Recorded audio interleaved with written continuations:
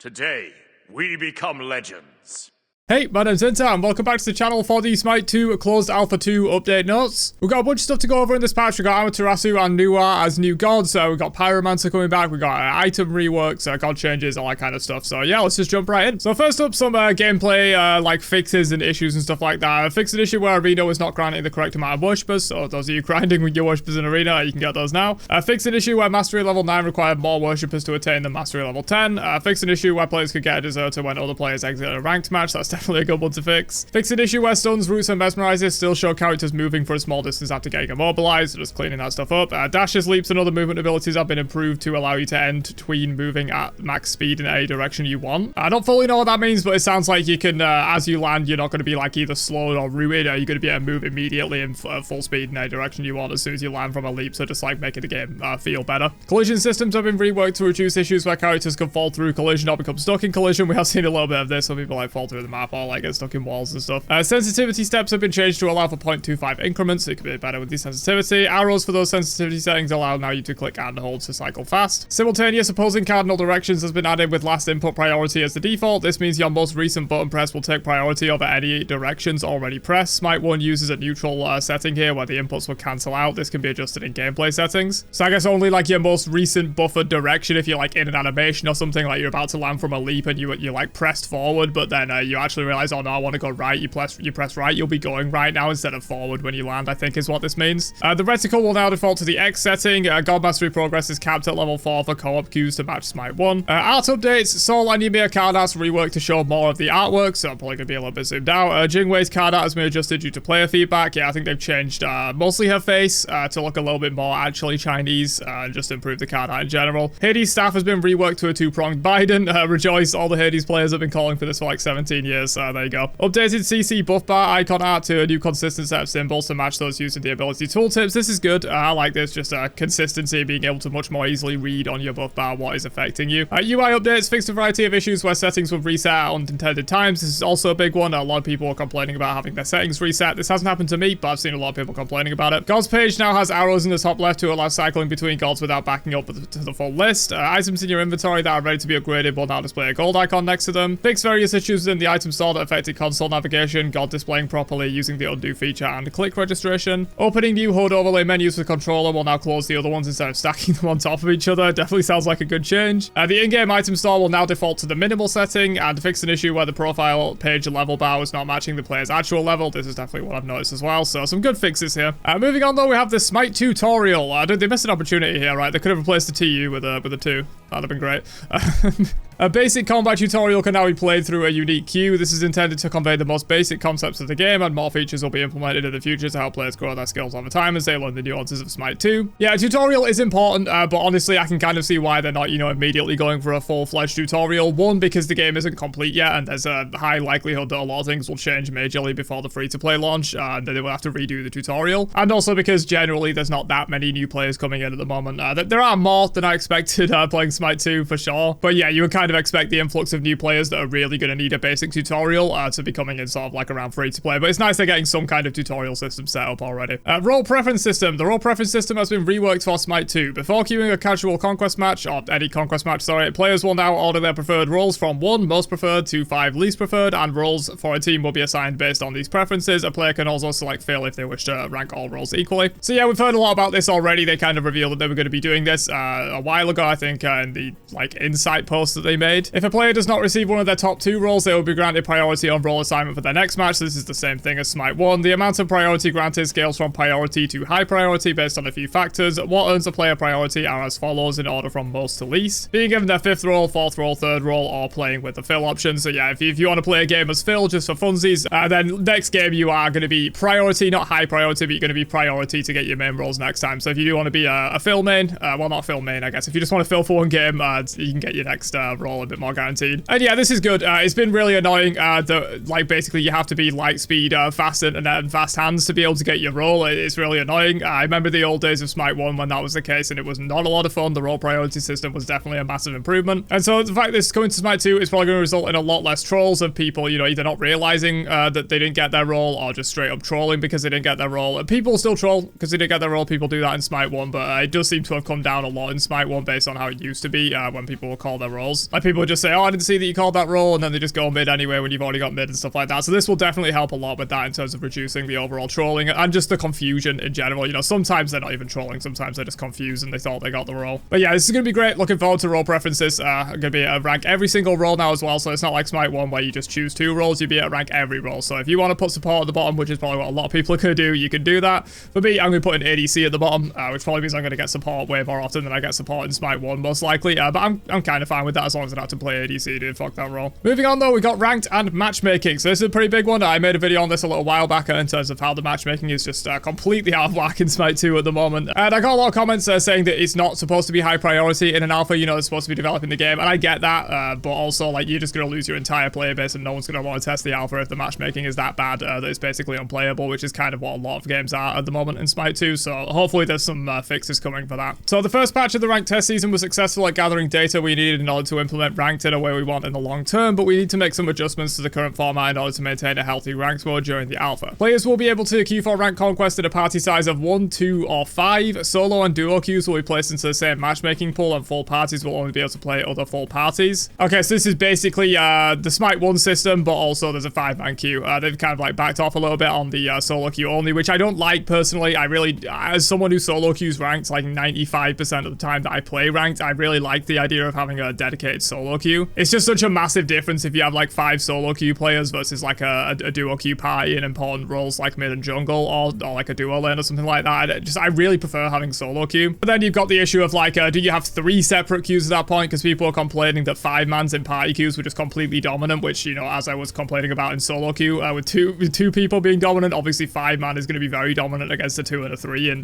party queue. So at that point, you'd have to have 3 queues where you have 2s and 3s being matched together, 5s being matched together, and solo queues being matched together. So it's kind of a difficult thing to do, but I really did like the idea of them having a separated solo queue. Dev note, long term, we know what is needed to create a solo and party queue experience that follows our vision for Smite 2 ranked. However, for that to succeed, we have identified a few key systems we need to first develop to support that. During this point in the alpha, the healthiest thing for ranked is to combine the 2 most common forms of queuing solo and duo into one main queue for matchmaking and parity reasons. Okay, so I just went off on that whole rant, and it seems like they're not entirely ditching the idea of solo queue ranked, which is great. It looks like for the moment there's just not really enough players to support the system that they really do want to implement, and obviously when the game goes free to play, they'll have a much larger matchmaking pool available for that, and they probably will be able to implement these kind of systems, especially role queue would probably help with that as well. So yeah, that's good to see. Unfortunate that not gonna be at solo queue ranked anymore, or like exclusively solo queue ranked anymore, but you know what, we can deal with it, dude. If they've got a system that's coming, I'm excited for that. And then full party 5-stack queue times on matchmaking should be expected to be more variable, but this experience is something we still want to offer for players. Yeah, I expect these queues to be absolutely ridiculously long and or terrible matchmaking quality. You know, it's going to be really difficult to find a 5-man at your level of skill queuing at any one time. So yeah, expect to be in these queues for like at least 10 plus minutes, maybe longer. It depends how strict they want to be with the matchmaking system. You know, is it going to be like if you've been in queue 10 minutes, they just throw you in with anyone and the matchmaking quality is bad, or is it going to be, you know, you're going to be waiting 30 minutes to find a decent game? I don't know. Personally, I don't really have a 5-stack that I play with anyway, so it doesn't really matter to me, but I know people do like this. Time to select a god has been reduced from 60 seconds to 45 seconds. This is perfectly fine. That was far too much time, honestly. Next up, Elite Ranked Conquest. As we continue working on our matchmaking features, we accelerated one system on our timeline in order to ensure there is a healthy competition for top-end players as we look towards building out Smite 2's competitive and esports scene, as well as a clear goal for non-established players to reach in order to start competing at a higher level. So Elite Ranked Conquest is a separate ranked queue which is unlocked after a player reaches Diamond rank, 3200 SR. That's relatively low for an Elite Ranked queue. The current threshold is likely lower than future version 2. I should stop saying things and just read out the entire thing. I keep saying things and then they just address it immediately, but established at this point so that Elite has a healthy player count during the alpha. So yeah, very similar to what they were talking about up here. You know, this isn't really where they want it to be at the moment, but there just aren't going to be enough players like the really high ranks to actually support this kind of thing, so it's a little bit lower than it normally would be. Elite Ranked Conquest is solo queue only. Oh, that's good. Okay, so it's still going to be solo queue only, so I guess I need to get myself up to Diamond, dude, so I can actually just solo queue only. Once a player unlocks an Elite Ranked Conquest, they will earn and lose 50% less SR in any other ranked queue. Okay, so they're trying to incentivize people to hop into Elite Ranked. I mean, I would do that anyway, just because it's going to be probably better matches in general. I'm going to be put with better players. You know, it's kind of like a flaw on like the players that I can be put with in that queue. Because at the moment, that's kind of the problem with Smite 2 ranked. Granted, I'm not like super high up the ranked leaderboard anyway, so it doesn't matter at the moment for me, but I am going to try and climb up a little more. But yeah, the main issue was like, you know, if you're at like 4000 SR or whatever, you sometimes just get people that have like 400 SR in your games, whereas if you're in this queue, that's physically impossible. They will have to have at least 3200 4200. Once a player hits master rank 4400 SR, they will earn and lose 90% less than any other ranked queue. So yeah, at that point, what's the point in even queuing other ranked queues unless you like want to queue as a 5-man or something. Moving on though, skill rating. SR calculation post-match has had a few small tweaks as well as multiple bug fixes, resulting in both too much or too little SR gain that were addressed.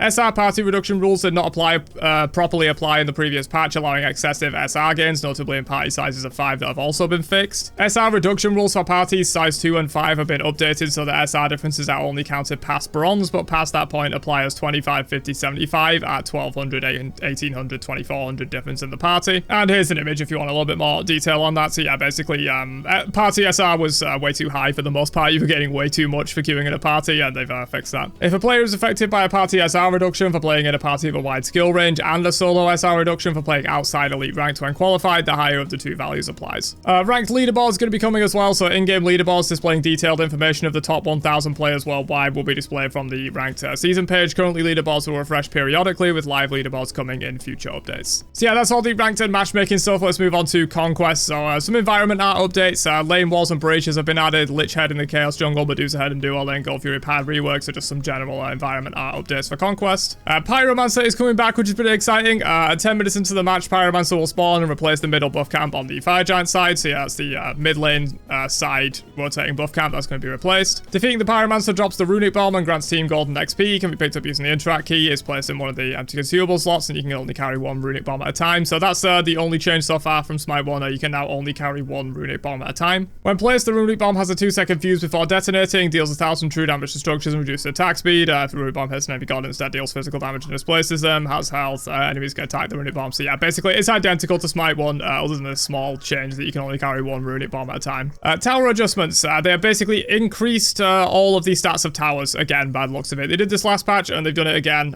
I'm honestly a little skeptical about how much they're buffing these towers, I'm not gonna lie. Like, obviously, they don't want to be complete cakewalks, but you also don't want them to just be a complete safe haven where someone can just sit under them and never be under any threat whatsoever. So hopefully this is the last time they do this. Honestly, I feel like it might get a little bit too much otherwise. Like, we don't want to end up back in a meta like Smite 1, sort of like 10.6 through the end of like year 10, where it was just like you could just turtle the entire game and it doesn't, like, early game doesn't even matter. We don't want to end up in that kind of a meta again. This kind of a change isn't going to literally cause out on its own, but it's kind of like going a little too much in that direction.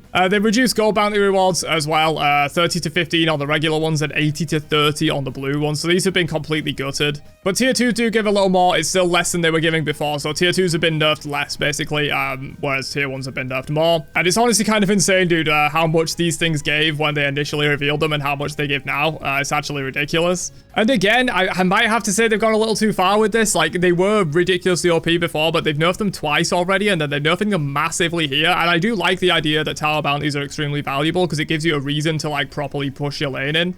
Instead of just, like, clearing out the wave and then going for a camp or whatever, there's, like, actually rewards to being aggressive, trying to poke out the enemy on the tower line, take down the tower bit by bit, and then, like, get out and rotate once you've taken that tower. I did kind of like that gameplay idea, so it depends. We'll see how much these are still going to be worth overall, and if you're just going to go back to sort of Smite 1 style, clear a wave, go for a camp. Phoenixes have got similar changes to the tower in terms of damage and stuff. Fire Giant also gets more health and prots. Naga Queen gets more health and prots. Minions are worth slightly less gold, and also the Cyclops gold camp is also worth slightly less gold. This definitely makes sense. The Cyclops camp was worth a lot, like a lot. Moving on to Arena, they have reduced the color saturation slightly, reduced the setup time by 15 seconds, added a basic tutorial, so you can do an Arena tutorial if you need that. I don't know why you would, but if you do, then again, I guess maybe, you know, it's not just teaching you how to play Arena, it's teaching you movement, basic attacks, ability casts, scoring minions, slaying other gods, and winning an Arena match. So it's kind of like the basic tutorial. It's not, you know, just an Arena tutorial. Further polish will be added to the tutorial in CA3 and for free-to-play launch. Obviously, that is expected. We do need a good tutorial. I don't have any faith that they will make a good tutorial based on Smite 1's history, but, you know, hopefully it can at least be better than what we had in Smite 1, where you were, like, building Lightblade first item underneath. Moving on, though, we have Amaterasu, one of the 2 returning gods in this patch. Not going to be a new god this patch. There might not even be a new one next patch. I'm not entirely sure what sort of cycle they're going to be releasing them on, because usually it'd be every 2 patches in Smite 1, but since the patch cycle is 3 weeks, it might be every 3 patches. With Smite 2, I'm not entirely sure. But yeah, no new god this patch, but Amaterasu is coming back. Divine Presence now applies additional duration-based buffs on activation to Amaterasu and nearby gods. So this is her 1. So this provides attack speed when changing to red stance and provides a health shield when changing to gold stance. I like this. This is cool. So you obviously retain the passive aura buffs, but when at the moment you switch, you give attack speed or a health shield. And they're attached sensibly. You know, when you go to red stance to get the power, you're going to give everyone attack speed so you can like get the fight going. And then when you switch to gold stance to run away, you can get the health shield. Dazzling Offensive's 3rd attack is now a full circle sweep attack, hitting all area around Amaterasu. That is a pretty crazy change, I gotta say. Obviously, the area was pretty big already, and you had full movement while you were channeling it, so it's not really an issue. Like, missing Amaterasu Ultimate didn't happen all too often. But not only will this make you miss it less, it also means, you know, you can just hit more people. Like, you can't just hit, like, the people that are grouped up in front of you. You can literally hit everyone that's around you, and obviously that's the stun attack, so that's going to be definitely an important buff. In terms of hybrid scaling stuff, the 1 has persistent int and strength buff that scales up with int. Yeah, that's going to be what was giving you power before in Smite 1. That is actually going to scale with int, so the more int you have, you're going to be giving more of an int and strength aura to your allies. The health shield, which you now get when swapping to gold stance, is going to scale with HP. Her 2nd ability is mitigations that you get while channeling it. That's going to scale with int as well, and the AO2 and AO4 damage also scale with int. So yeah, looks like she's going to be a bit of a hybrid god. Probably will still need a little more on strength, just because she is a bit of an auto attacker, and it sounds like maybe her ultimate will also scale with strength. But yeah, we'll have to see. It looks like she is going to be a little bit of a hybrid god, but those are the major changes to Amaterasu. Everything else should remain roughly the same, other than like slight scaling changes. New is the Dex god coming in this patch. God save us all. So new features: Strength of Wood now roots enemies hit every 15 seconds. Cooldown reduced by 1 second for each time New hits an enemy with a basic attack. Okay, so they basically simplified her passive. I like this and I don't like this. Like, I do think it dumbs down the character a little bit. You know, you're not going to be able to charge up those 5 basic attacks and hold it, kind of thing. But it also was a little bit janky to do that a lot of the time. You know, if you wanted to like basic attack to just clear out the remainder of a minion wave, you couldn't really do that because you'd already like stacked up 5 basic attacks, whereas now you just kind of know when it's going to be ready, and you can know when you can use those autos. So yeah, I'm kind of fine with this. Nuwa and her allies now gain Strength of Water when entering her mysterious fog, retaining the movement speed bonus for 5 seconds after leaving the fog. Re-entering refreshes it. So that's definitely a major buff. Obviously, it's quite hard to stay in the fog like all of the time, but 5 seconds of a major movement speed bonus. You know, Nuwa's main vulnerability is that she's, you know, if you can get on her when her ult's down, she's kind of free. Whereas now she's kind of in that category of gods like Kukulkan, like Vulcan, like Hera, that have these really strong movement speed buffs, even though they don't have traditional movement abilities, and they're actually relatively difficult to catch. So this is going to make Nuwa a lot safer. This is going to be very important. When Nuwa fires Clay Soldier, she gains Strength of Earth, which gives flat pen. Clay Soldier dash attack no longer reduces protection. So yeah, basically she's going to get the pen now. It's not going to be a protection reduction. The Clay Soldier explosion now also stuns towers and phoenixes. I do like that. I think that's pretty cool. Gives her a little bit of a niche as sort of a tower pusher. I don't think it's going to instantly make her a split pusher, but people will try it, I'm sure. After using Shining Metal, Nuwa gains Strength of Metal, which causes her next basic attack, or causes her basic attacks to hit all enemies within 2 meters of the target hit. So yeah, I only just realized right now, for some reason, it just completely went over my head, the fact that they're trying to bring back the crystals from the original Nuwa, so I really do like this. This is pretty cool. But yeah, getting AoE basic attacks, it's within 2 meters, so it's not an absolutely massive splash radius or anything, but that's pretty interesting. Maybe auto attack Nuwa is going to come back. And then after using Fire Shards, Nuwa gains Strength of Fire, which causes her basic attacks to go farther and faster, so an increased range and an increased projectile speed. A little bit sort of similar to whatever the item's called in Smite 1 that no one really buys. I'm probably going to get shit for that. I know there are a lot of people that actually like it. Griffin Weight Earrings, that's the one. So she's going to get faster basic attacks and also more range on her basic attacks. So yeah, definitely a lot of basic attack synergies here, 100%, especially with the AoE and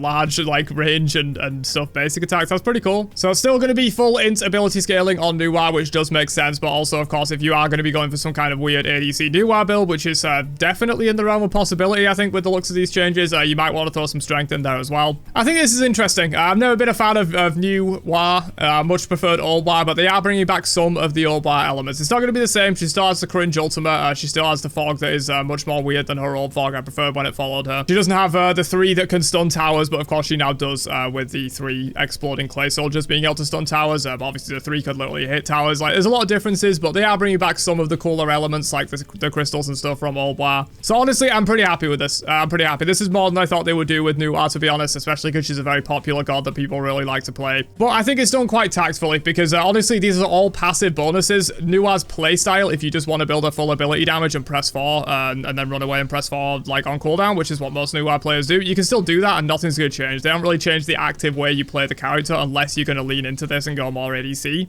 So yeah, I think it's done quite well. I'm pretty happy with Nuwa's implementation here. I think it's good. Moving on to God Balance though, so Mordred is getting a nerf. They have decreased his passive Wrath gain from 1 every 4 seconds to 1 every 5, decreased Wrath gain from ability hits from 2 to 1.5, and decreased Wrath gain on minion hits from 1 to 0.5. So this is really the biggest one. This is where you're going to be gaining most of it, and it's literally halved. This kind of makes sense. The thing is, Mordred, honestly, we all thought he was kind of broken initially, but it turns out he's not really that broken. He's strong, kind of, and especially when they bug fix him. Because at the moment, a lot of the reasons why he's not great is that, like, literally about 20% of the time, your ultimate just literally whiffs and you start spinning around doing absolutely nothing. And sometimes his dash bugs out and you don't dash and stuff. So I think maybe once they fix the bugs on Mordred, maybe he would be a little bit overpowered. So maybe this is kind of like a preemptive nerf for when they're going to fix the bugs. Maybe they fix them in this patch. I'm not sure. They probably got bug fixes further down. But yeah, at the moment, as it is, I'm not sure if Mordred really even needed these nerfs. But if I was going to hit anything, it would definitely be the Wrath gain. He does gain it very quick, and also I'm not sure if it's intended. I assume it is because they haven't mentioned anything about it. He keeps the Wrath on death, unlike King Arthur, so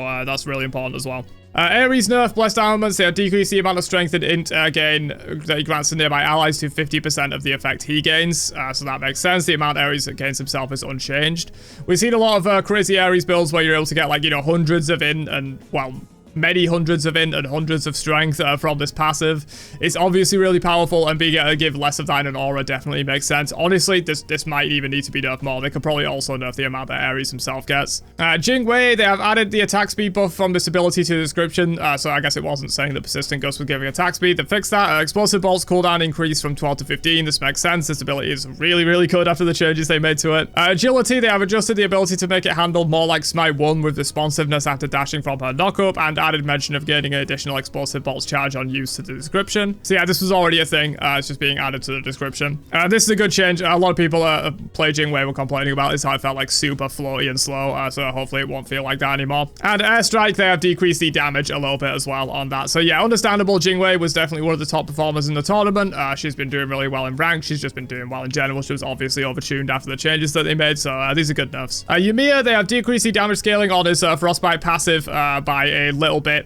Not really honestly going to change all that much. I don't even know if it was necessary. Bacchus nerfs definitely necessary though. Chug, they have decreased the damage scaling from 0 to 80 to instead just 0 and then 60 as soon as you put 1 point in it. So I mean, you weren't leveling this ability anyway, but if you were, there's no point anymore. But yeah, it's no longer going to scale up to 160% of your protections. It's going to be 120%. I think this is still too much, honestly. It's honestly crazy how much damage this slap does. And yeah, this makes complete sense. The amount of damage this ability was doing was just completely unfair. Bacchus was probably the best god in the game, and this is a large reason why. He just does so much damage even when building completely full tank. Like if you have equal amounts of protections, let's say you have 300 of each, this is 160% of that. That is just like an absolutely absurd amount of damage. It's like 450 damage just onto the next slap after an ability that was already like relatively useful. And even now, you know, it's 120%. If you have 300 of each protections, that's still going to be well over 300 damage. Like it's just a little too much, and this should probably be nerfed again, maybe down to like 50 or even 40 or something like that. I'm all for the protection scaling mechanics. I think it's a great idea to give tanks ways to leverage their tankiness. I think it's great. But one, I wish they would do a little bit more on the utility effect. You know, maybe protections can give you some kind of extra utility within your kit and not just adding extra damage. I think adding extra damage is fine. I think it's a pretty good mechanic overall. But the numbers, especially on Bacchus, are just way too high at the moment. So good to nerf this, but maybe could even be nerfed more. And then Belly Flop, they have also decreased the damage from 85% strength and 60% prots to 85. And yeah, so they've just nerfed the protections on this again, down by 20 each. And I think this is reasonable. I think 40 is like a reasonable-ish place to kind of put this. But maybe Chug could come down to 50 as well, even. Like, Bacchus is just insane right now. There's many reasons why he's insane, but this is a large part of it. The fact that he can just build completely full tank and still do insane amounts of damage. Morrigan, Doomsayer, which is the passive, they have a damage done to Titans and jungle bosses has been reduced by 80%. So yeah, this is mainly to stop the like AoE dot crits and stuff, just completely absolutely wrecking jungle bosses and Titans. This is now going to be doing 1/5 of the damage it was doing before. Susanoo nerf, this makes sense. Susanoo's been really strong. They have decreased the spin damage scaling on Stormcatter by 10% and Wind Siphon also by 10%. So relatively small nerfs for Susanoo. Cernunnos, Bramble Blast, direct hits now root and cripple.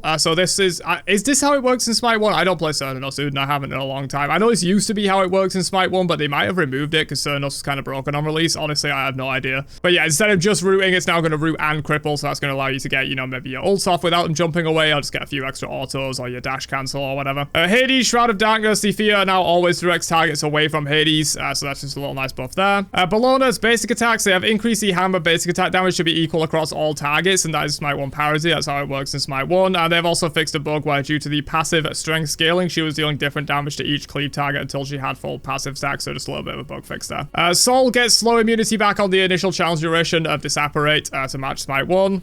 Zeus's ult now scales down to 70 seconds from 90. This is kind of fine. Zeus isn't really great at the moment. Neath, they have added 20% strength scaling to Broken Weave.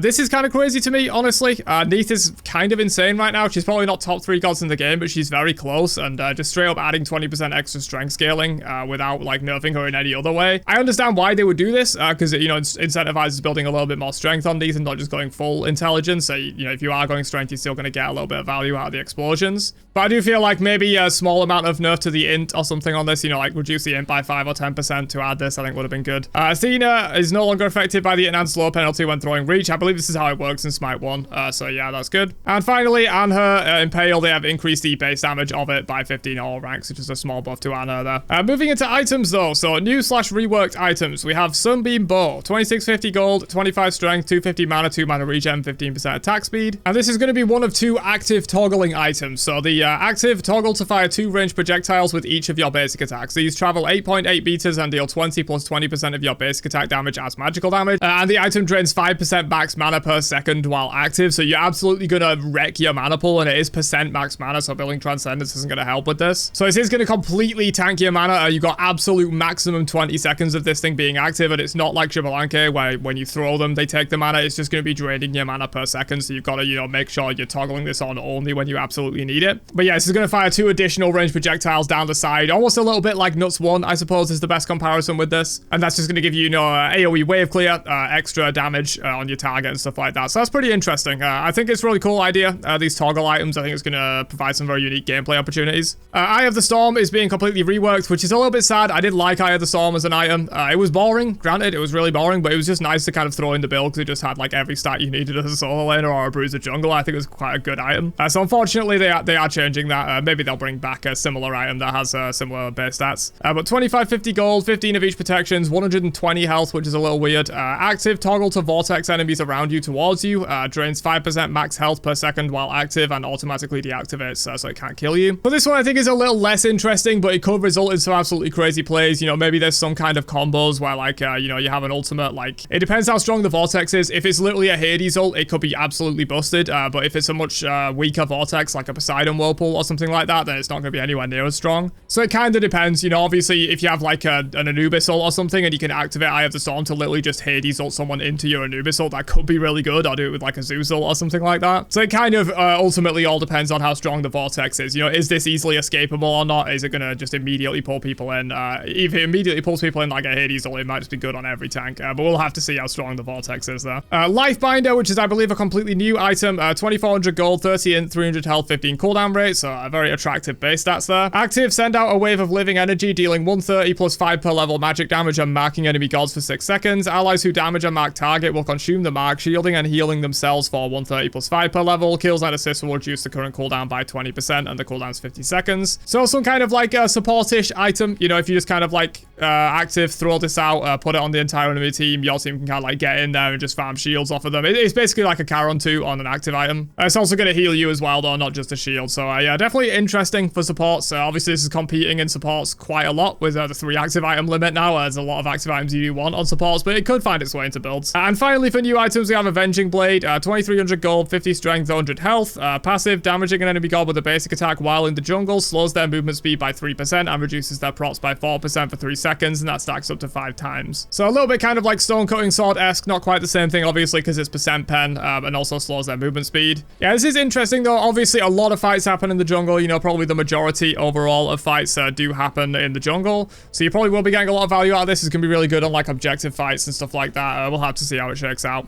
Beads, they have decreased the cooldown by 30 seconds. This is understandable. We've not actually been seeing that many people pick up beads. It has been relatively popular, but a lot of people have just been deciding to go Combat Blink instead because Combat Blink does save you from most situations that beads would save you from. Not all. If you've already been CC'd, you can't Combat Blink, and so like, it doesn't save you, reactively on if someone catches you out with a CC. But a lot of CCs are very avoidable with an instant Combat Blink, and so it kind of saves you from a lot of similar situations. So beads probably does need to be on a lower cooldown. Aegis Aegis of Acceleration, they have increased the duration of the movement speed buff. Phantom Shell, they have increased the HP shield on that as well, because really no one was buying Phantom Shell, but the problem is no one's gonna buy Phantom Shell when Sundering Arc exists in the game. But Sundering Arc nerf, as they say down here, the jungle damage has been decreased from 400 plus 25 per level to 175, so those level 1 invade Sunders are going to be a little bit less oppressive. It's still going to be the premier way to do level 1 invading or defending against level 1 invades, because this is still going to be 200 true damage, therefore that is going to outdamage any ability in the game at level 1, so it is still going to be the premier way to secure on level 1 invades, but it's not going to literally take like half of the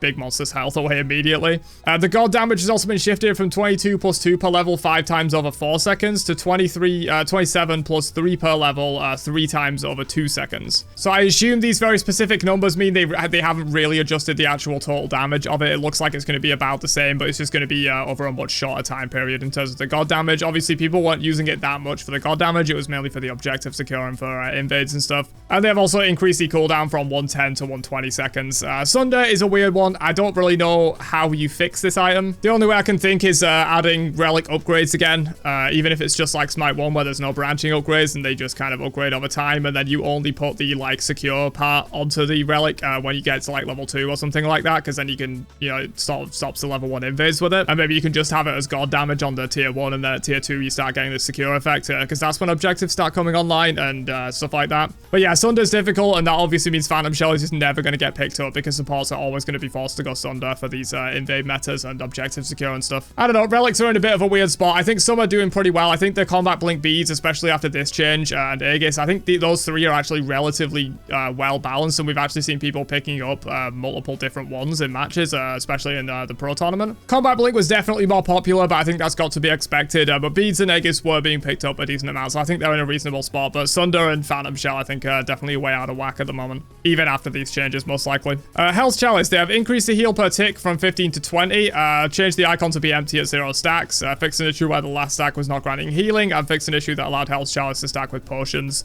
So yeah, just some overall tweaks to Hell's Chalice. Technically a buff overall, and now you can also see when it's empty and get an actual last use out of it, which is definitely a good thing to fix. Potions no longer have a cooldown and will stack up to 3 times. Health Potion and Hell's Chalice effects contribute to the same stack like they do in Smite 1. So yeah, basically it's parity with Smite 1. Wards, Sentry Wards, and Iron Providence Wards, they have increased the duration from 60 to 180 seconds. Let's go, boys. We did it. We did it. Let's go. Yeah, everyone's been ranting and raving about this, dude. Rightfully so. I think 60 seconds for a wall is just absolutely absurd. They could maybe have gone to 2 minutes and I would have probably been happy, but 3 minutes is good. You know, it's only going to incentivize people to buy wards more often, and I'm all for that. People don't buy enough wards. These now provide 50 gold to the player who killed them for sentry warding and stuff like Smite 1. Critical strike damage, they have decreased crit damage from 1.75 to 1.65x across the board. That is an interesting change, and I actually like this a lot. One, because crit is a really unfun mechanic in my opinion, but they're never going to remove it, so nerfing it a little bit is fine. And also because the whole strength system, allowing like Sol to build crit and Zeus to build crit and everyone to build crit, it just results in being a little bit too ridiculous, where like basically any character that builds strength and crit can just do work regardless. So I think this is a good change, nerfing it down to 1.65x. And moving on to some stacking item nerfs. So Devos, they have decreased the strength, the base strength by 10, also the strength per stack by 0.1, so that's losing 5 in total, and also the lifesteal per stack from by 0.05 in total, so it's losing 2.5% total lifesteal. Transcendence, base strength down by 10, mana per stack down by 3, Book of Thoth base int down by 15, mana per stack down by 2, mana conversion down by 1%, and Thebes, increased cost by 200, decreased health by 50, increased mana by 50, so stats aren't lost on upgrade, and decreased the max stacks and therefore max protections from 45 to 30. So they have absolutely gutted stacking items here, and I think it's pretty justified. These are absolutely massive nerfs. We'll have to see where they shake out. I think they'll probably still be relatively popular. Maybe not Thebes. Thebes doesn't seem as attractive at that price point with that level of stats. There's probably better things to do, like active items, you know, Amanita Charm, maybe the new active items, stuff like that. But I do feel probably Devos, Trans, and Book of Thoth will probably still be built. But yeah, they completely nuked these from orbit because obviously every single game of the pro tournament, and I imagine on their end, they're probably seeing a lot of people in just like random ranked games just stacking every single game. Basically every character was stacking, and if you weren't stacking or you didn't use stacking very well, you're a bad character. That was pretty much it. Like these items were really too strong, and there's some massive heavy nerfs here, so we'll see how the meta shifts there. Obviously we saw the Book of Thoth Transcendence combo, which definitely needed to be addressed. But yeah, good to see overall they're paying attention. DPS and pen burst nerfs. So they have decreased the cost of Titan's Bane, but also the pen. Same thing for Shard, same thing for Serrated Edge, same thing for Spear of Desolation. So I can kind of see where they're coming from with this. I especially like it with Titan's Bane and Shard. I think them being at 20 is definitely better. 25% pen on a single item is just really a lot, but Serrated and Spear being at 5% pen just feels a little bad. Obviously, they're a lot cheaper now, but I feel like, I don't know, maybe they should have stayed at 10. I'm not entirely sure. I should be arguing against percent penetration as a tank main, but honestly, I think these probably should have stayed at 10. Hydra's decreased strength by 10. Crusher decreased bonus damage on the passive effect by 5% strength. Heartseeker decreased percent health effect from 3% to 2% strength. Demon Blade decreased percent attack speed from 20 to 15. Musashi's decreased movement speed from 15 to 10. Amanita Charm decreased heal from 5% current to 3.5% current health. War Banner fixed a text-only issue where the Titan was displaying the same stats as War Flag.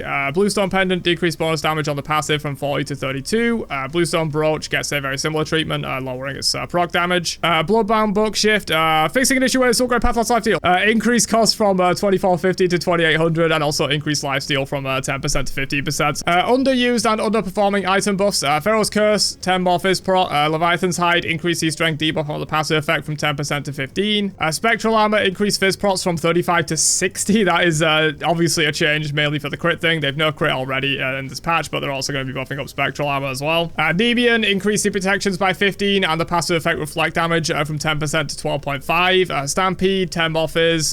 Talisman of Purification, 15 more mag. Phoenix Feather increased health by 25 and magical procs by 15. Only Hunters, magical procs by 15. Scepter of Dominion decreased the cooldown, literally halved. Obviously, this is a really hard item to use, so it's really cool they're reducing the cooldown here, I think.